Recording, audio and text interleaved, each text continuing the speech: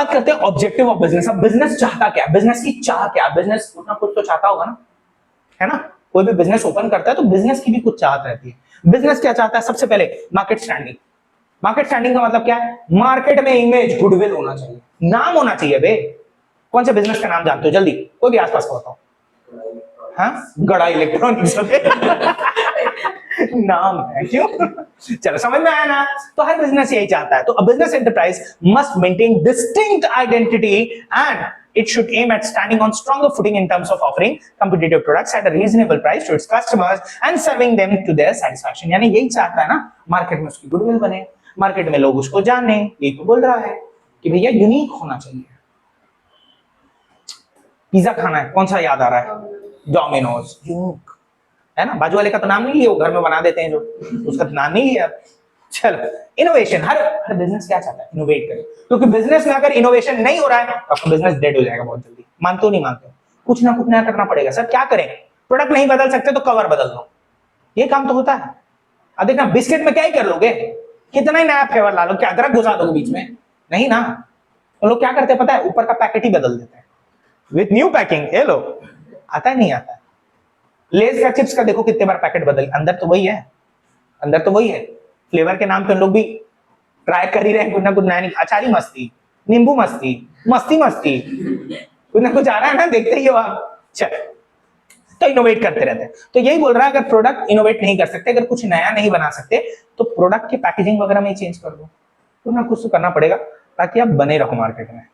अच्छा एक बात बताओ, एक समय पे ब्लैकबेरी, जानो ना ब्लैकबेरी, है ना, वो चलेगा चलेगा, टेंशन नहीं है, वो अभी भी एक्टिव है। हाँ, तो मैं कहा था ब्लैकबेरी, ब्लैकबेरी को एक समय अगर लोग बोलते हैं ना आगे जाके बंद हो जाएगा, तो सामने वाला बोलता पागल है कि भाई इतनी बड़ी कंपनी कैसे बंद हो जाएगी। फोन उस समय का फोन इतना प्रीमियम ना, आज जैसे एप्पल बोलते हैं ना अपन, आपको इतना बड़ा प्रोडक्ट, ये उस समय ब्लैकबेरी था। आज देखो कुत्ता नहीं पूछ रहा उसको, है कि नहीं। ब्लैकबेरी कोई खरीदेगा, आप खरीदोगे, मैं तो नहीं खरीदूंगा, तुम लोग कोई खरीदोगे। तो समझो, इनोवेट नहीं किया, कुछ नया नहीं लाया। नया नहीं लाएगा क्या होगा, धीरे धीरे मार्केट के बाहर। समझ में आ रहा है। चलो आगे बढ़ते हैं, नेक्स्ट। तो अगला जो है, बिजनेस ये चाहता है कि उसकी प्रोडक्टिविटी बढ़े। प्रोडक्टिविटी तगड़ी रहे। सर प्रोडक्टिविटी का मतलब क्या रहता है, इनपुट कम लगे, आउटपुट ज्यादा मिले।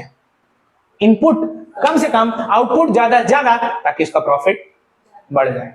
प्रॉफिट अल्टीमेटली वही तो मैं चाहता हूं ना। जब मेरा खर्चा कम लगेगा, कमाई ज्यादा होगी, तो मेरा पैसा भी चल। तो वही बोलने की कोशिश कर रहा है, productivity is ascertained by comparing the value of output with the value of input. Every enterprise must aim at greater productivity through the use of efficient available resources। यानी जो भी रिसोर्सेस है उसको प्रॉपरली यूटिलाइज करो, efficient way में utilise करो। समझ में आया। तभी आप क्या कर पाओगे, कम से कम इनपुट लगा के ज्यादा से ज्यादा आउटपुट जनरेट कर पाओगे। डन। अगला, फिजिकल एंड फाइनेंशियल रिसोर्सेस। ये बोलता है फिजिकल और फाइनेंशियल रिसोर्सेस एकदम सही टाइम पे उनके पास अवेलेबल रहे। चलो पहले क्या पढ़ रहा है वो बोल देते। The business enterprise must aim at acquiring resources like, ये सारी चीजें according to their requirement and use them efficiently. यानी अगर मेरे को 1 लाख रुपए की जरूरत है बिजनेस को आगे बढ़ाने के लिए, तो मैं सामने से 5 करोड़ मांगूंगा क्या, कितना मांगूंगा। समझ में आ रहा है ना। यानी जितनी जरूरत है उतना ही रेस करो, उससे ज्यादा, क्योंकि बेटा वापस भी तो करना है बढ़ा के। वापस नहीं कर पाओगे, मार्केट में नाम खराब हो जाएगा, क्या पता लोग घेर के पीट दें। भी होता है बेटा, होता है, क्या बोलोगे। ठीक है, वो बिजनेस करके बाहर भाग जाना इजी है, पर बाहर की जो लाइफ रहेगी ना, उसको फेस कर पाना मुश्किल है। जैसे ये नीरव मोदी और ये सब जो भागे हैं ना, इन लोग जब कहीं गुजरते हैं तो लोग चिल्लाने लग जाते हैं इधर, ए चोर, ए पैसा लेके भाग रहे। अच्छा लगेगा क्या, वो चीज आप ही नहीं झेलोगे, वो चीज आपके बच्चे और आपकी फैमिली भी झेलते हैं। इसीलिए, समझ गए बाबा का ज्ञान, समझ में। चलो आगे बढ़ते हैं। Earning profit. अगेन बिजनेस का एम क्या रहेगा, वो तो रहेगा ना, बिजनेस तो चाहेगा ही कि वो क्या अर्न करे, profit. Profitability refers to the profit in relation to the capital invested. Every business must earn a reasonable profit which is so important for survival and growth. Survival करने के लिए भी प्रॉफिट चाहिए। बहुत दिन तक सर्वाइव कर पाऊंगा क्या without profit. Profit is the life blood of business बेटा। अगर प्रॉफिट नहीं रहेगा तो आपका बिजनेस नहीं चलेगा। प्रॉफिट नहीं कमाओगे तो आपका बिजनेस बंद हो जाएगा ना, सिंपल सादी बात है। ग्रो भी नहीं कर पाओगे, बिजनेस को बड़ा भी नहीं कर पाओगे प्रॉफिट के बिना। मतलब वही वाली बात है। चलो आगे बढ़ते हैं। Next, social responsibility. बिजनेस ये भी चाहता है कि वो सोशल रिस्पांसिबिलिटी पूरी करे। सोसाइटी में भी कुछ प्रॉब्लम रहती है, सोसाइटी भी तो कुछ चाहती है ना, एम्प्लॉयमेंट चाहती है, कम दाम पे गुड्स चाहती है, और एनवायरमेंट अच्छा रखो ये चाहती है, पोल्यूशन ना करो ये अच्छा रहता है, जो सोशल प्रॉब्लम आ रहे हैं उनमें कंट्रीब्यूशन करो, जैसे बाढ़ आ गई तो बिजनेस को क्या करना चाहिए, कंट्रीब्यूट करना चाहिए ना, ताकि वो प्रॉब्लम सॉल्व हो पाए। ठीक है, ये सब कहानी बातें हैं, ऐसा बहुत कम होता है। ठीक है, समझ में आ रहा है नहीं आ रहा है, पर बिजनेस ये भी करना चाहिए, एक अच्छा एनवायरमेंट बनता है ना इससे। अगर मान लो हम दोनों इस बात पे कंपटीशन करें बिजनेस में कि देखते हैं सोसाइटी का कौन भला करता है, अबे तो ऐसी जगह बहुत बढ़िया हो जाएगी। हाँ, मैंने हॉस्पिटल खोला, इसने स्कूल खोल दिया, कंपटीशन देख रहे हो अच्छी चीजों पे। मैंने अच्छी रोड बना दी, इसने पता नहीं क्या हेलीकॉप्टर खरीद दिया, पब्लिक के ट्रांसपोर्ट, महिलाओं का घूमना हेलीकॉप्टर में फ्री, लो ये ऊपर से जाके है लो ठप से गिर गई, ले देगा। चलो नेक्स्ट, अब क्या बोला है, ये तीन के बीच में आपका डिफरेंस बता रहा है, क्या क्या, बिजनेस, प्रोफेशन और एम्प्लॉयमेंट, ये तीन के बीच में डिफरेंस बता रहा है। वहां ऊपर की हेडिंग नहीं दिख रही है क्या, अरे वो रेड वो उसमें लिखा गई है ब्लैक में, इसीलिए नहीं दिख रहा। चलो ठीक है, कोई दिक्कत नहीं, ये बेसिस है, ये है बिजनेस और ये है प्रोफेशन और ये है एम्प्लॉयमेंट। ठीक है, तीन है, तो बिजनेस, प्रोफेशन, एम्प्लॉयमेंट। अब इसके बारे में बात कर लेते हैं। सबसे पहले बोलता है मोड ऑफ एस्टैब्लिशमेंट। बिजनेस किस तरीके से बना, सर कुछ लीगल फॉर्मेलिटी रहती है, मेरे को कुछ बिजनेस चालू करना तो पहले कुछ लीगल फॉर्मेलिटी पूरी करनी पड़ती है, उसके बाद बिजनेस चालू कर सकता हूं। सर वो प्रोफेशन कैसे चालू होता है, सर पास करने के बाद ना आपको सर्टिफिकेट ऑफ प्रैक्टिस लेना पड़ता है, परमिशन लेना पड़ता है कि जो मैं सीखा हूं वो मैं प्रैक्टिस करूंगा। डॉक्टर जब तक ये सर्टिफिकेट ऑफ प्रैक्टिस ना ले ले, चार्टर्ड अकाउंटेंट जब तक सर्टिफिकेट ऑफ प्रैक्टिस ना ले ले, मतलब जितने भी प्रोफेशनल है वो जब तक ये ना ले ले उन लोग काम चालू नहीं कर सकते। समझ में आया नहीं है, क्लियर है पक्का? हाँ। ये वाला को अच्छा मान ले तू मेडिकल दुकान खोलना चाहती है, तो तू आज जाके पूरा सामान भर के खोल देगी क्या? नहीं, उसके लिए क्या चाहिए, लाइसेंस चाहिए ना, बहुत कुछ चाहिए रहता है, डिग्री वगैरह चाहिए। तो यही बोलता है कुछ ना कुछ लीगल रिक्वायरमेंट उसके पीछे रहता है जो आपको पूरा करना पड़ता है। समझ में आ गया? चल ये भी क्लियर है, आगे बढ़ते हैं। Startup after receiving an appointment letter. Employment कब चालू होगा, अपॉइंटमेंट लेटर जैसे मिलेगा कि you are selected boss congratulation, है ना, कल से चालू एम्प्लॉयमेंट, नौकरी नौकर बन गए। चल आगे, नेचर ऑफ वर्क, काम क्या करोगे? तो बोलता है buying and selling of goods and services. Business में और क्या होता है, डन है ना। प्रोफेशन में स्पेशलाइज्ड सर्विस देते हो, ये सर्विसेज और कोई नहीं दे सकता। डॉक्टर की सर्विसेज कौन देगा यार, डॉक्टर ही देगा ना, और कोई आएगा क्या? नहीं ना भाई, सिंपल है। अगला, work as per the contract and rules, यानी जो एम्प्लॉयर चाहेगा मैं वो काम करूंगा, तो जो मेरे कॉन्ट्रैक्ट में लिखा रूल्स एंड रेगुलेशंस में हम लोग वो काम करते हैं। अगला, क्वालिफिकेशन, यहां पे कोई मिनिमम क्वालिफिकेशन नहीं, मिनिमम कुछ नहीं बताया, अनपढ़ हो हाँ कर सकते हो बिजनेस। प्रोफेशन में आपके पास क्या होना चाहिए, स्किल भी होनी चाहिए, नॉलेज भी होना चाहिए, क्वालिफिकेशन भी होनी चाहिए। यानी यहाँ क्वालिफिकेशन मैंडेटरी, एक मिनिमम एक मिनिमम नहीं, स्पेशलाइज्ड क्वालिफिकेशन जरूरी है प्रोफेशन के लिए। किसके लिए? प्रोफेशन के लिए। Next, qualification requirement as per the job, जैसी जॉब रहेगी वैसा क्या रहेगा, रिक्वायरमेंट रहेगा। क्या रहेगा? रिक्वायरमेंट रहेगा। कोई दिक्कत है क्या? समझ में आ गया? कोई प्रॉब्लम इतने में है तो पूछो। डन है? नेक्स्ट करें। कैपिटल इन्वेस्टेड, कितना पैसा फंसा है, क्या बोलता है, it is dependent upon the types and size of business. जैसा बिजनेस रहेगा वैसी कैपिटल रिक्वायरमेंट रहेगी। अरे बड़ा बिजनेस तो बड़ा कैपिटल, छोटा बिजनेस, समझ में आ गया? चलो, लिमिटेड कैपिटल नीडेड, प्रोफेशन में कैपिटल की उतनी जरूरत नहीं रहती क्योंकि लोग इनको ढूंढते हुए आते हैं, तो ज्यादा ना एकदम बड़ा कुछ करने का। अब डॉक्टर की जब आप जाते हो क्लिनिक तो आप वहां जाके देखते हो कि बहुत लग्जूरियस हॉस्पिटल है, वो जैसे घुसे वहां पे कोई आपका स्वागत करे, आइए आइए सर, हाँ, जैसे अंदर गए कोई ऐसा छिड़ा करा है, बोले वाह यार मजा ही आ गया, प्रीमियम है एकदम। जैसे अंदर जाके बैठे कोई आपको बोला सर आप क्या लेंगे, एक पैरासिटामोल ला के दूं, ऐसा थोड़ी होता है यार, समझ रहे हो ना? तो यहाँ पे ज्यादा कैपिटल की जरूरत नहीं, और यहाँ तो कुछ भी नहीं चाहिए कैपिटल की जरूरत। आप डायरेक्ट आओ, काम करो, पैसा लेके जाओ, खत्म है। चलो next, risk, high risk. Business में हाई रिस्क होता है, सुनो ना, रिस्क है तो आए है आए है। चलो क्लियर। अगला, यहां पे कैसा रिस्क है, लिटिल रिस्क, उतना रिस्क बिजनेस जैसा रिस्क नहीं है। बिजनेस में तो भारी रिस्क होता है कि नहीं? अगला, नो रिस्क, यहां तो है ही नहीं, क्योंकि रिस्क किसका है, वो जो मेरे को काम पे रखा है उसका है, मैं तो बिगाड़ के चल जाऊंगा, लेते रहूंगा, है कि नहीं? मैं अगर कुछ भी काम बिगाड़ा तो उसका भुगतान कौन भरेगा, वो जो रखा है मेरे को, बॉस। अच्छा, इधर लिटिल या लिमिटेड रिस्क क्यों है? क्योंकि बेटा आप जब प्रोफेशनल सर्विसेज देते हो ना तो उसमें पूरा पैसा लगाते ही कितने हो जो डूबेगा, समझ रहे हो ना? क्लियर है ना? तो रिस्क बहुत कम रहता है क्योंकि आप कुछ ना कुछ फिर और काम कर सकते हो, तो रिस्क बहुत कम रहता है। अगला, ट्रांसफर ऑफ इंटरेस्ट। क्या आप अपना बिजनेस किसी और को दे सकते हो? बिल्कुल दे सकते हैं, बेच दूंगा बिजनेस में अपना, बेच सकता हूँ ना। क्या मैं सीए की डिग्री बेच सकता हूँ? लेना भाई लेना, मेडिकल, अरे लेना, डॉक्टर की डिग्री लेना लेना, नहीं नहीं करता वो तो ले ले तो इट इज नॉट पॉसिबल। यहाँ पे एम्प्लॉयमेंट भी पॉसिबल नहीं है ना। आज मैं नौकरी कर रहा हूँ, कल मैं उसको बोलता अभी जाना करना, अरे वो मेरे को नहीं जाना, जाना है कर, पॉसिबल है क्या? नहीं। क्लियर? कोई डाउट? अगला, कोड ऑफ कंडक्ट। तो बोला जाता है कोड ऑफ कंडक्ट यानी काम करने का तरीका। यहाँ कोई कोड ऑफ कंडक्ट नहीं रहता, जिसको जैसा काम करना है करो। कुछ लोग धोखा देके बिजनेस करते हैं, कुछ लोग ईमानदारी से भी करते हैं। समझ में आ रहा है ना? चलो अगला, प्रोफेशनल कोड ऑफ कंडक्ट। यानी यहाँ जो कोड ऑफ कंडक्ट रहता है ना, प्रोफेशनल बॉडी डिसाइड करती है। कौन डिसाइड करता है? Professional body. मतलब इनको फॉलो करना जरूरी है, ठीक?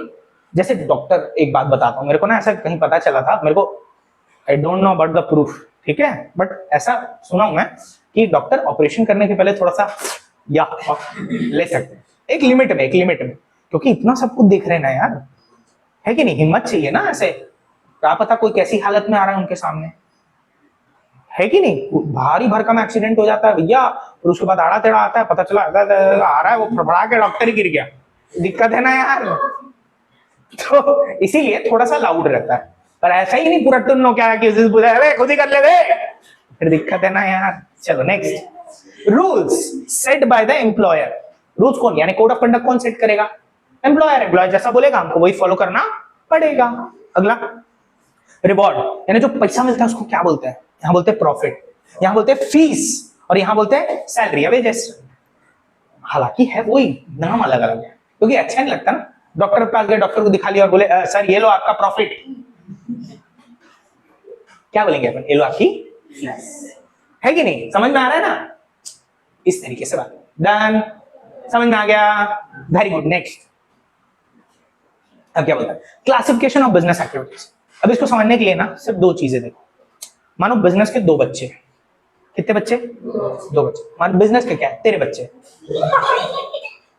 कितना खुश हो रहा है मान लो इसके दो बच्चे, कितने? एक भारी क्रिएटिव, एक भारी ओहो कुछ ना कुछ नया बनाते रहता था। एक दिन पापा को ही बना दिया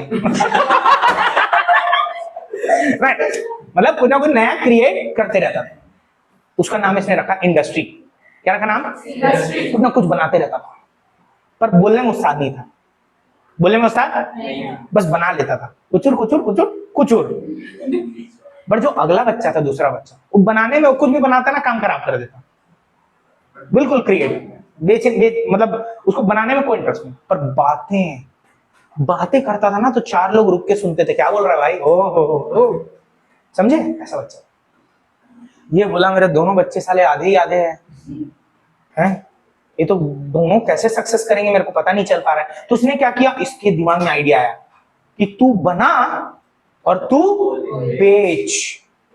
अगर तू बनाएगा, तू बेचेगा, मैं अमीर हो जाऊंगा ठीक। तो क्या बोला गया? बिजनेस दो चीजों में क्लासिफाई किया गया, एक इंडस्ट्री और एक कॉमर्स। इंडस्ट्री का मतलब यह है कि यहाँ पे गुड्स को बनाया जाता है, और यहाँ पे गुड्स को बेचा जाता है। किस लिए? प्रॉफिट मोटिव के लिए।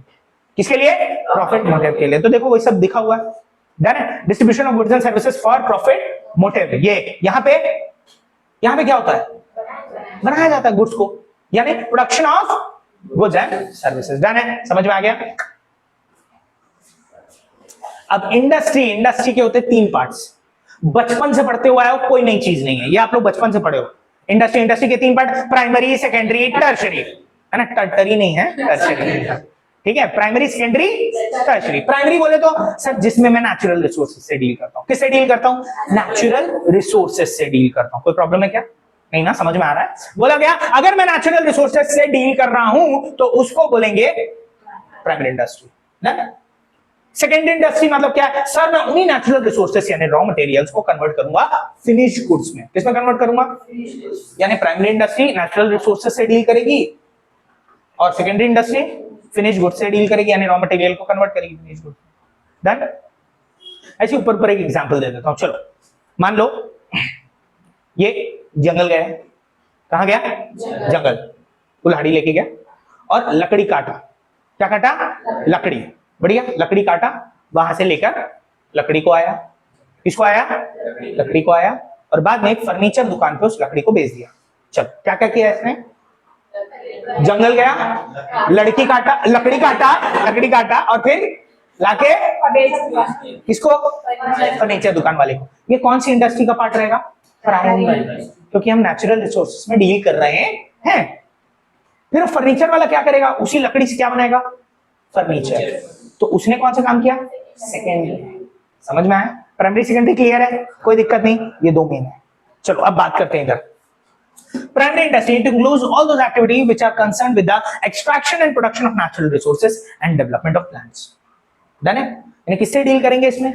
नेचुरल रिसोर्सेज से, मेनली ये याद रखो, नेचुरल रिसोर्सेज। ये दो टाइप में बांटी गई है। प्राइमरी इंडस्ट्री भी दो टाइप में बांटी गई, एक्सट्रैक्टिव और जेनेटिक। एक्सट्रैक्टिव का मतलब रहता है जब आप नेचर से, पृथ्वी नेचर से रिसोर्सेज को खींच के निकालते हैं और उसको बेचते हैं, डील करते हैं। कोयले की माइनिंग करते हैं ना, कोयला निकालते हैं बेचते हैं, लकड़ी काटते हैं बेचते हैं। तो ये क्या है? ये सब एक्सट्रैक्टिव है, यानी नेचर में से डायरेक्ट निकाल के बेचना। क्या है? एक्सट्रैक्टिव। समझ में आया? जेनेटिक क्या होगा? सर जेनेटिक का मतलब रहता है जब आप जीन्स वगैरह में डील करते हो। जीन्स बोले तो पेपे जीन्स और ये सब नहीं, मुफ्ती ये सब नहीं, जीन्स बोले तो डीएनए वगैरह। जेनेटिक जहां पे आप, जैसे पोल्ट्री फार्मिंग, पोल्ट्री में क्या रहती है? दो मुर्गी लाए, 2 से 4 हुई, 4 से 6 हुई, 6 से 8 हुई, 10 हुई, 12 हुई, 13 में वो चिकन बिरयानी बना दी, बाकियों को बेच दी। समझ में आ रहा है ना? तो that is called what? Genetic industry. यानी this industry do rearing and breeding of plants and animals. पालना, पालन पोषण करना, फिर उसको बेचना। Rearing and breeding of plants and animals for their use in further reproduction. Clear है? कैटल ब्रीडिंग, पोल्ट्री फार्म्स, ये सब इसके एग्जांपल। यहां पे क्या रहेगा? एक्सट्रैक्टिव इंडस्ट्री मैंने अभी बताया क्या है? Raw material that are mostly products of natural environment, farming, mining, ये सब इसके एग्जांपल है। डन? तो प्राइमरी इंडस्ट्री क्लियर हो गया। प्राइमरी इंडस्ट्री किससे रिलेट करता है? Natural resources. अब बात करते हैं सेकेंडरी इंडस्ट्री की। किसकी बात करते हैं? सर सेकेंडरी इंडस्ट्री क्या रहता है? अभी बताया था, इसमें कन्वर्ट करते हैं रॉ मटेरियल्स को फिनिश गुड्स, रॉ मटेरियल्स को। डन है? कोनो दिक्कत, कोनो तकलीफ, कोनो डाउट नहीं? पक्का? चलो अब क्या बोल रहा है? These industries are concerned with further production या processing of raw material at the primary sector so as to convert them into finished goods. Example, conversion of goods into furniture. ये तो बहुत इजी है। Done? अब बोलता है ये भी दो पार्ट में डिवाइडेड है, मैन्युफैक्चरिंग और कंस्ट्रक्टिव। क्या क्या? दो पार्ट में डिवाइडेड। सेकेंडरी इंडस्ट्री दो पार्ट में डिवाइडेड है। क्या क्या?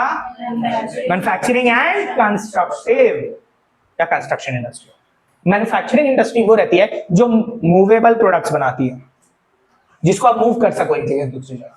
कंस्ट्रक्टिव इंडस्ट्री या कंस्ट्रक्शन इंडस्ट्री वो बनाती है जो कि मूव एक जगह से दूसरी जगह नहीं हो सकते। जैसे sir building, road, dams movable है क्या? नहीं है। अरे भैया मॉल नेहरू नगर में, मेरे को पसंद नहीं आ रहा मॉल, वहां मैं क्या खींच के घर के पास ला दूंगा? चल चल आओ आओ आओ, कर सकते हैं क्या? नहीं भाई, क्यों? मूवेबल। मोबाइल फोन मूवेबल है तो वो मैन्युफैक्चरिंग का पार्ट बनेगा, और रोड, बिल्डिंग, डैम ये सब किसका पार्ट बनेगा? तो ये क्या बोल रहा है? This industry engage in production goods through processing of raw material and creating utility. This industry manufacturing mobile और मूवेबल गुड्स। देन समझ में आ गया? मेनली इन लोग मूवेबल गुड्स बनाते हैं, इन लोग ऐसे गुड्स बनाते हैं which is immobile or immovable. Then this industry is involved in the construction sector and it involves constructive work such as building dams, bridges, buildings, etc. These industries construct non-mobile or immovable goods. यानी इनके goods move. अब देखो ये जो manufacturing दिख रहा है ना, एक अपने आप में बहुत बड़ा टॉपिक है। 4 इसके भी पार्ट्स हैं, यानी इसके भी कितने पार्ट निकलेंगे? 4। मैन्युफैक्चरिंग जानना, तो मैन्युफैक्चरिंग का मतलब छोटी मोटी चीज नहीं होती, मैन्युफैक्चरिंग भी बहुत बड़ी चीज है। तो चलिए आइए इसको समझते हैं, नेक्स्ट करते हैं। तो ये है मैन्युफैक्चरिंग इंडस्ट्री के पार्ट। क्या क्या है? Analytical, synthetic, processing, assembly. Done? मैं आपको एकदम बढ़िया तरीके से बता रहा हूं, कभी अगर पढ़ लोगे तो इसमें कभी नहीं भूलोगे, कभी नहीं मतलब कभी नहीं भूलोगे। ठीक है? तो अब इसको जानते हैं किस तरीके से ये पूरा डील हो रहा है, या ये इंडस्ट्री क्या क्या करती है। तो सबसे पहले मैंने क्या बोला? Analytical industry. सर ये क्या करता है? एनालाइज करना। इसको, इसका मतलब क्या होता है? एनालाइज करना यानी डिटेल लेना, राइट है? एनालाइज यानी डिटेल ही बोलेंगे ना अपन। तो एनालिटिकल का मतलब ये रहता है कि जब एक रॉ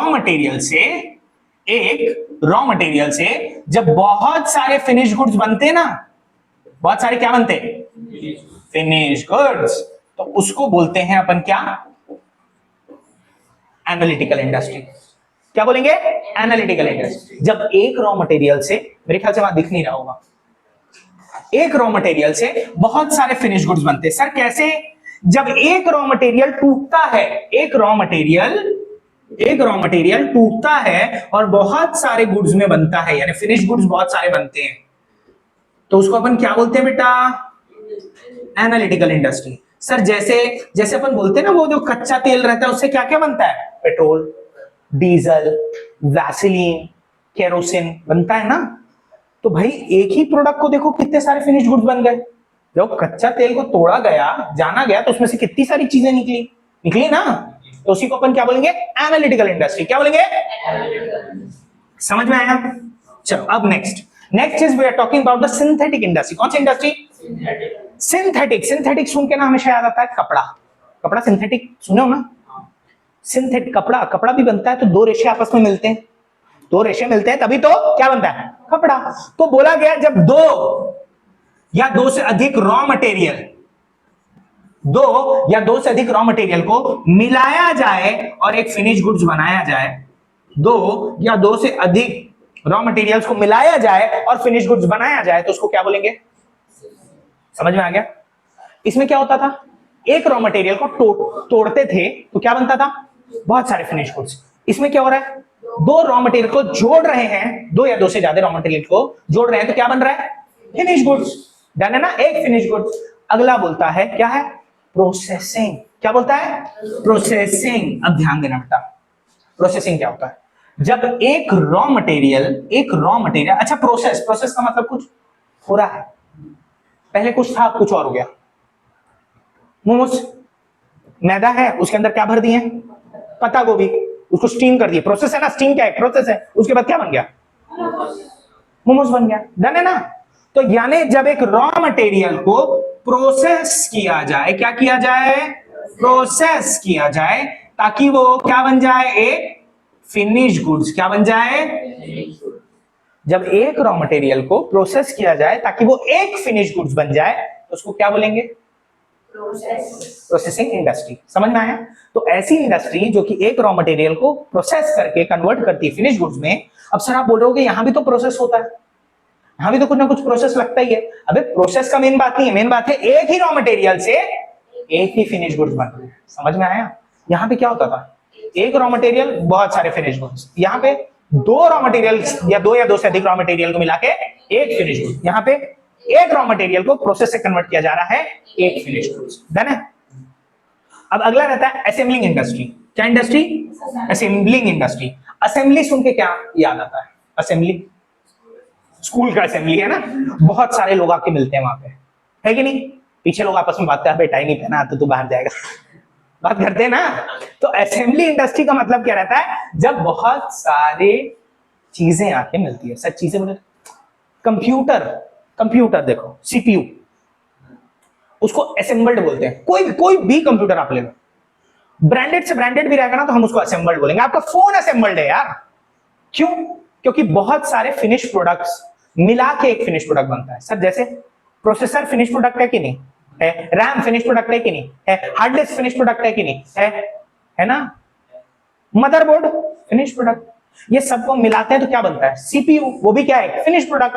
तो भैया जब दो या दो से अधिक फिनिश गुड्स को मिलाया जाता है, दो या दो से अधिक फिनिश गुड्स को मिलाया जाता है और एक फिनिश गुड्स बनाया जाता है, उसको बोलते हैं क्या, असेंबली इंडस्ट्री। समझ में आया।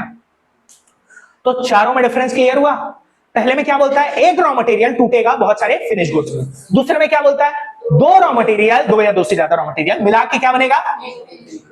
इसमें क्या बोलता है, प्रोसेस, एक रॉ मटेरियल प्रोसेस होके फिनिश गुड्स।